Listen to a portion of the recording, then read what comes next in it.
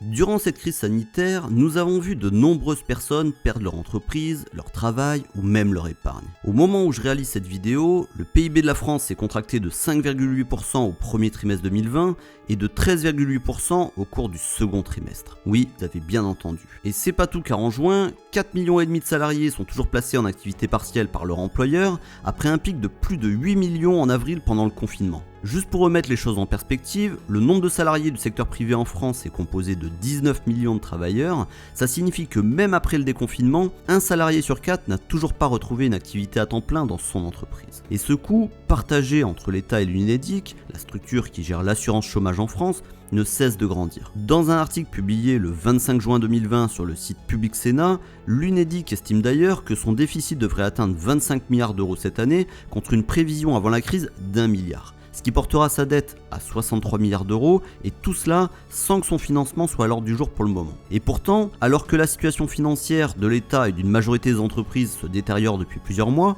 on constate qu'en parallèle, certaines sociétés ont été capables de profiter de la situation. C'est le cas d'Ubisoft par exemple, une entreprise française créée en 1986 qui développe et distribue des jeux vidéo partout dans le monde et dont les titres sont cotés à la Bourse de Paris.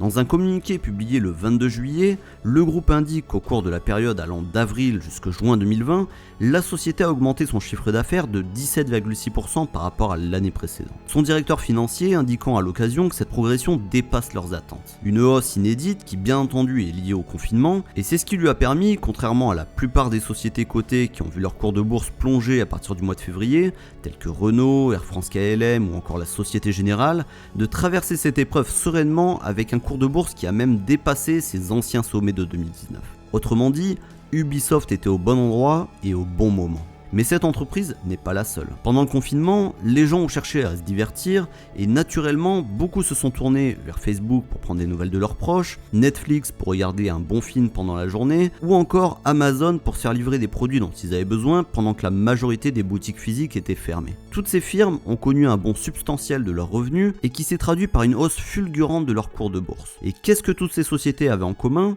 Internet. Et je l'ai d'ailleurs constaté moi-même pendant le mois d'avril, le nombre de visites sur ma chaîne YouTube a été multiplié par 3. Le point sur lequel je veux insister, c'est qu'il ne faut pas croire que les choses reviendront complètement comme avant. Non, ce confinement de 2 mois a eu un impact considérable dans la vie des gens. Il a permis à une partie de la population de se rendre compte qu'elle n'avait pas vraiment l'utilité de se rendre dans un centre commercial pour faire les magasins et qu'elle pouvait très bien se faire livrer en quelques clics, ou bien de trouver plus de plaisir à regarder un film en streaming plutôt que de se déplacer au cinéma, ou encore de se rendre compte qu'une partie de l'argent qu'ils dépensaient jusqu'à présent dans leurs loisirs n'était pas vraiment indispensable et qu'il était préférable d'épargner en prévision du futur. Ce changement de comportement va devenir une nouvelle norme pour ces individus. Et cette évolution, je pense que vous l'avez compris, elle va bouleverser l'économie et créer de nouvelles opportunités pour des entrepreneurs avec des idées. Mais c'est pas le seul moyen. En effet, il existe une autre méthode, moins connue des particuliers, pour réussir à tirer avantage de cette situation. Et elle est réservée à ceux qui possèdent du cash sur leur compte en banque, et je suis persuadé que certains d'entre vous l'ont peut-être déjà expérimenté